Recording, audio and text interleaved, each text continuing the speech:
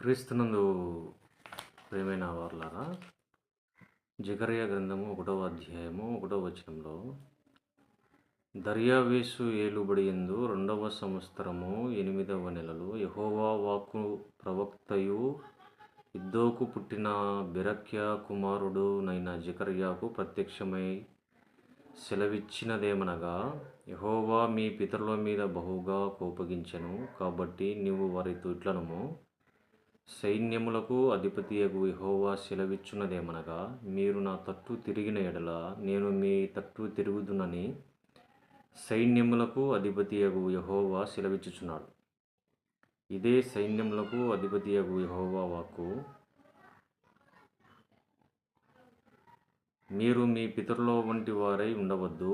పూర్వీకులైన ప్రవక్తలు సైన్యములకు అధిపతియగు యెహోవా సెలవిచ్చున్నదేమనగా, మీ దుర్మార్గతను మీ దుష్క్రియలను మాని తిరుగుడని వారికి ప్రకటించినను వారు వినకపోయిరి, నా మాట ఆలకించకపోయిరి.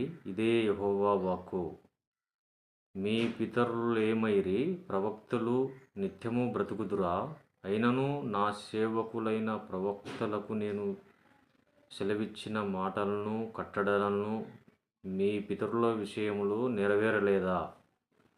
నెరవేరగా వారు తిరిగి మన ప్రవర్తనను బట్టియు క్రియలను బట్టియు యెహోవా మనకు చేయదలిచిన ప్రకారముగా ఆయన అంతయు మనకు చేసి ఉన్నాడని చెప్పుకునిరి.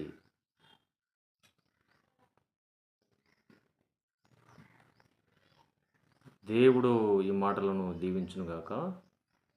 క్రీస్తునందు ప్రియులారా, మనం చదువుకున్నటువంటి వాక్య ధ్యానంలో చూస్తే, మరి నిజంగా ప్రవక్తతో దేవుడు ఇశ్రాయేలుకు తెలియజేయమని చెప్పినటువంటి మాటలు,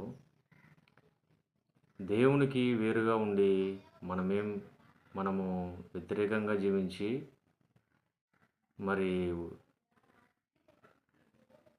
ఆయనకు వ్యతిరేకంగా ఉండి మనం సాధించేది ఏమీ లేదు. కానీ ప్రవక్తలైన, పరిశుద్ధులైన, యాజకులైన,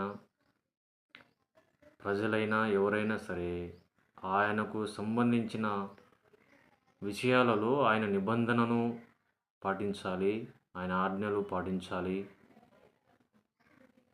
ఆయనను ప్రేమించాలి, ఆయనకు లోబడి జీవించాలి, ఆయనకు వ్యతిరేకమైన పనులు చేయకూడదు.